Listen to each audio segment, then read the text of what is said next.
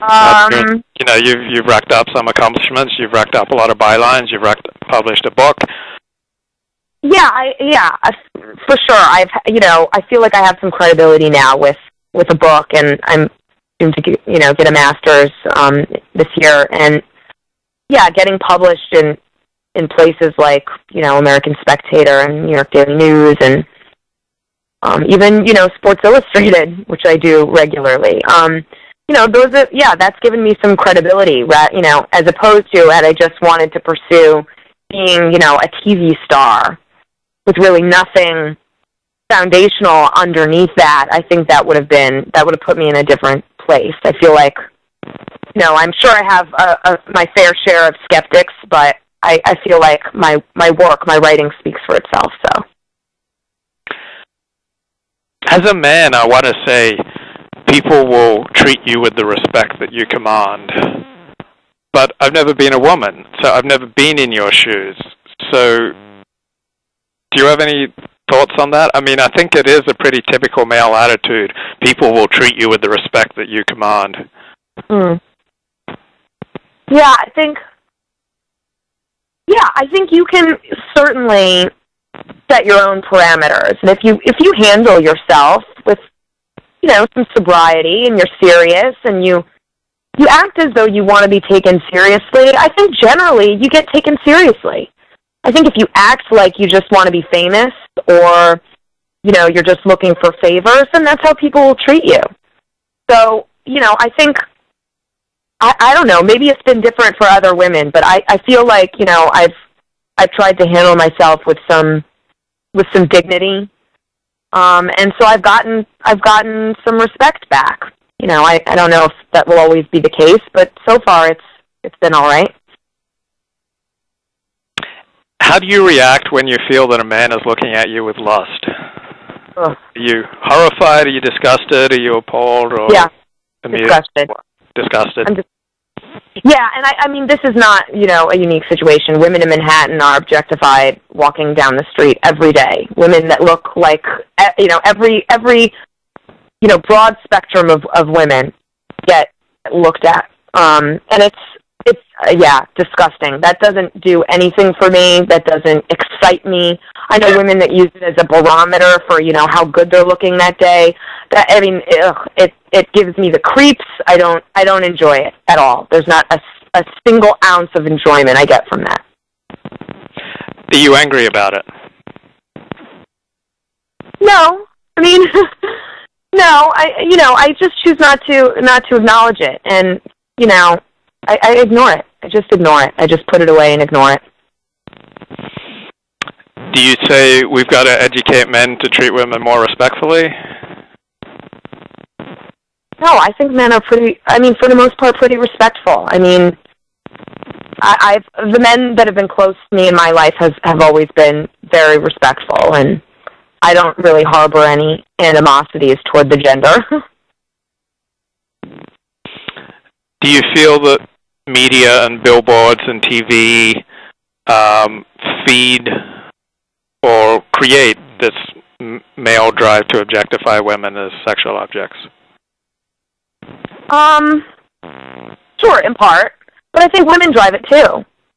When women stop dressing provocatively and stripping and, making their looks a calling card, then maybe that'll change. But I think women play a pretty big role in it as well. I think women have both been conditioned to believe that their looks can be a calling card or an entree into some, greater situation for them. But they've also engendered it. They've also, I think, fostered it because it's easy. It's easy to. And I think a lot of people, men and women, are always looking for an easier way out. For a serious female writer, do you think good looks are more of a liability or a asset?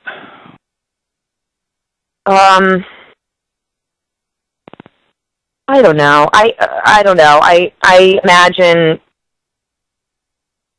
I imagine if you're good looking, it probably helps you get on television. But if you're not so good looking, I don't imagine it would hurt your writing. What do you like and dislike about getting older? Oh, I don't like anything. I don't like anything so far. I dislike the word 30. I dislike it tremendously. I very much enjoyed being a 20-something. I guess I'm getting wiser, and people tell me that, I'll have all this experience behind me, and I'll know so much more, and my 30s are just going to be even better, and I just think I think they're lying. I think they're liars. I don't think that's true. I'll let you know as I progress through my 30s, but it's been traumatic. I've not enjoyed it. Did you watch the Sex and the City, and do you have any opinion on the show? Watched it. Still watch reruns. Love it. Totally love it, because it's pure escapism for me. It's total. I can check out. Completely check out. I don't know how much of it rings true. That's not why I watch. I'm not one of those people that says, oh, it's just like my life, or I've been in those situations. Most of those situations, I'm proud to say I have not been in. But I don't think those are women that you want to necessarily be like. But, or would you welcome their situations? But it's just fun. I love watching the city, and places that I've been, and it's pure escapism. I love it. How do you understand the very strong reactions that people had to Sarah Palin? How do I understand them? Yeah. Can you say, well, certain people hated her because of X, and other people loved her because of Y? How do you understand? I don't understand, and I wrote about this a lot, because I had known about Sarah Palin a long time before she was picked. So sort of de facto, I became, a resident, pundit on her. And I really did not understand the reaction. Here you had 8 years of people telling us that George Bush was a nepotism experiment gone wrong. This privileged son who had no business leading the country. And then you had this woman who started from nothing and worked her way up, never got arrested, was never, I don't think very controversial, went to church every weekend, became the first female governor of a state and the youngest, and to huge approval ratings. If this isn't a woman to admire, I don't know who is. And it wasn't because she was a woman. That was the least of it. It was just her record was so good. And I thought she carried herself with a lot of dignity in situations where she could have gone for the cheap jokes, and she didn't. It's just I didn't understand the women attacking Sarah Palin. It saddened me, and I thought it was really confusing. I was confused by it. Do you think Sarah Palin has a political philosophy? Yeah, I think like me, I think it's like guttural and visceral. I don't think, I didn't become a conservative because I read, Hayek, and one day said, I'm going to be conservative. And I don't know, but I don't think she did either. I think, I'm a conservative because I was raised to believe in personal responsibility, self-sufficiency, compassion, hard work. That's what brought me to conservatism. And I imagine that's probably how she got there, too.